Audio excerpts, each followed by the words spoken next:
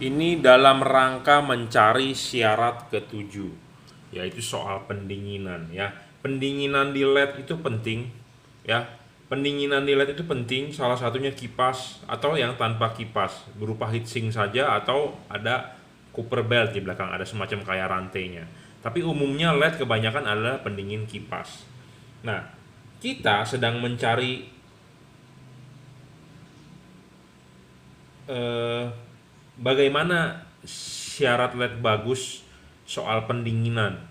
Jadi menjadi syarat ketujuh yang sedang kita matangkan. Nah, kita harus mencari eh, membuka, melihat dalemannya ya, kipasnya seperti ini ya. Kita harus pelajari. Ternyata ini kipasnya tertulis 0,15 ampere ya. Kadang-kadang Anda sering dong lihat ya, spesifikasi LED ditulis indah-indah ya. High speed eh, kipas anginnya 30.000 rpm, 50.000 rpm. Apakah benar ini bisa 50.000 rpm? Nah, nanti kita juga akan buktikan dengan menggunakan tachometer contactless. Bener nggak dia RPM-nya berapa? Ya, ini 0,15 ampere ya. 0,15 ampere. Nah, sedangkan kalau yang versi ini bilahnya lebih gede, diameternya ini 0,12 ya, 9 volt. Jadi ini 9 volt 0,12 ampere. Jadi dia 9 volt. Sedangkan kalau ini 9 volt juga 0,15 ampere ya, 0,15 ampere, tapi yang versi ini adalah dia 0,12 tapi diameternya lebih besar ya. Makanya kipas makin besar makin bagus sebenarnya. Nah, kenapa kita harus mencari bukti atau mencari fakta? Karena supaya orang-orang, kalau saya membuat syarat, Anda tidak bisa mengcounter. Jadi kita membuat syarat tidak asal bikin. Pendinginan ya, menggunakan batang tembaga 2 ya, dual cooper, ada yang single cooper seperti Philips single cooper ya. Nanti kita akan buka dia punya kipasnya, kita akan cek, kita akan lihat berapa RPM-nya, berapa arusnya ya. Jadi kalau arus makin gede tentu kipas akan makin kencang ya. Ini 0,12, kalau yang versi GL3 itu 0,15, lebih gede arusnya 0,03 ampere. Tapi dia punya bilanya lebih kecil, diameternya yang ini lebih gede, ampernya bisa lebih kecil ya. Jadi kalau yang sudah pasti adalah ampernya makin gede, tenaga pasti makin gede gitu ya. Makanya kita mencari syarat itu nggak gampang, tapi kita harus buka, harus oprek gitu ya. Jadi harus dipelajari, harus dilihat-lihat LED lain seperti bagaimana dia punya spesifikasinya, pendinginannya menggunakan dual heat pipe, ada yang dual heat pipe, ada yang single heat pipe. Bener nggak heat pipe itu berfungsi di pendinginan LED gitu ya? Karena banyak yang tipu menipu juga ya pabrikan ya, heat pipe-nya bohong ya, karena semua kembali lagi ke harga lah. Heat pipe itu dalamnya adalah mesti kopong ya. Ada heat pipe yang dalamannya cuma batang doang. Jadi saya menemukan LED ya di pasaran, heat pipe-nya palsu. Dikasih pinggiran, karena kalau heat pipe asli kan mahal.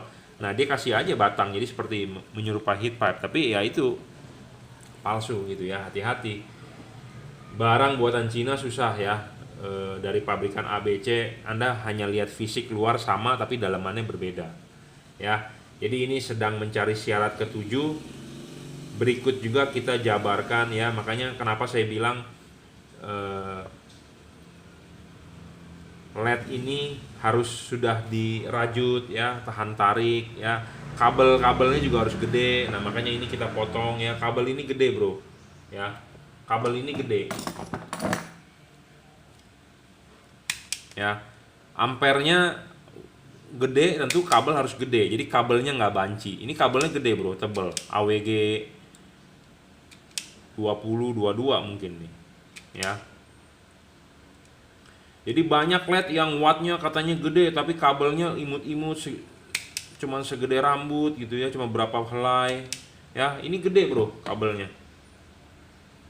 Tuh. Makanya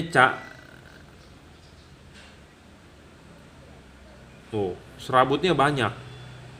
Jadi ini mumpuni lah untuk watt gede 30 watt ya. Kadang-kadang LED tidak sampai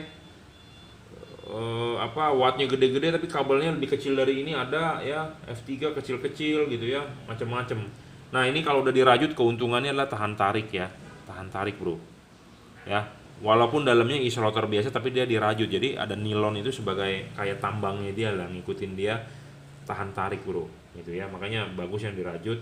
Driverless, drivernya di dalam, jadi driver dalam bentuk mungil ya, jadi Anda pemasangan tinggal PNP ya. Jadi ini kita sudah buka ya, makanya kenapa sebenarnya video ini saya nggak mau rilis ya, nggak mau rilis, tapi saya sendiri untuk mencari, untuk mengoprek dalamannya ya. Saya juga mau tahu bahwa LED tersebut bagus nggak gitu ya. Jadi kita harus lihat dalamannya ya, harus lihat komponennya, kenapa ini bisa nggak storing, kenapa LED lain storing gitu ya, segala macem lah. Makanya kita bongkar, kita buka, kita cek, kita pelajari gitu ya. Jadi makanya kita nggak menjual sembarangan LED ya, yang pasti kita ada barang baru kita oprek. Nah makanya untuk Anda yang mau menawarkan saya untuk jualan ya, kasih saya sampel dong satu buat kita bongkar dalamannya ya, sekalian kita review. Kalau bagus kan produk Anda juga naik ya. Tapi kebanyakan yang mau minta saya jual kan dia nggak mengizinkan saya untuk dibongkar gitu ya, nggak dibongkar ya, kecuali kita beli. Tapi saya juga agak ragu, kita tes powernya nggak sesuai dengan dusnya juga susah juga gitu. Buat apa kita beli untuk dioprek gitu, kecuali kalau yang sudah pasti powernya gede, sesuai dengan yang di kardus ditulis, sesuai dengan yang dia deskripsikan atau yang dia jelaskan ke saya. Kalau dia ngomongnya benar ya, kita baru berani beli, mungkin kita oprek, kita bongkar, baru saya berani jual. Kalau barangnya aja kita menurut saya nggak bagus, saya nggak berani nawarin ke customer gitu loh, malu kita ya, malu. Kalau kita ngomong wattnya sekian tapi pas uji praktek tidak sesuai kan, malu kita ya, malu bro. Oke, cukup ya. Ini sebenarnya video nggak mau saya rilis, cuman ya buat Anda yang suka-suka aja, yang Anda perlu tahu bahwa apa yang kita kerjakan gitu ya. Nah sama seperti mengupgrade ini ya, kenapa saya bilang LED itu harus ininya sudah dirajut ya, karena saya sering bilang suka kalah di sini ya, suka kalah di sini. Apalagi kalau mobilnya solar gitu ya, ada driver diikat dengan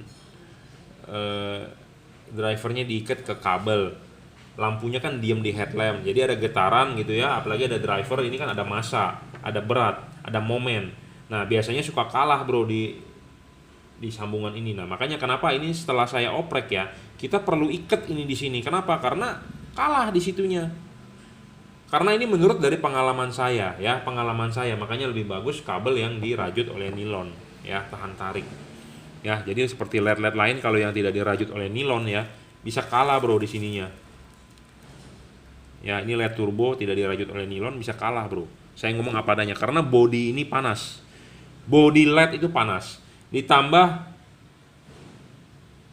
di sini istilahnya bagian yang krusial gitu ya, yang keluar dari barang tersebut kabelnya, terus ditambah ada driver. Anda nggak ikat atau Anda ikat di kabel bodi mobil goyang-goyang, apalagi mobil Anda solar, putus di sini gitu ya. Nah makanya kalau saya memodifikasi, makanya saya ikat sekarang supaya nggak putus gitu ya, ada tujuannya. Makanya kenapa saya membuat syarat bolam bagus itu tidak asal bikin, karena menurut pengalaman saya dan menurut uji praktek ya, uji coba, uji praktek, feedback dari customer juga ya, segala macam, dan saya juga sendiri oprek ya. Oke, terima kasih.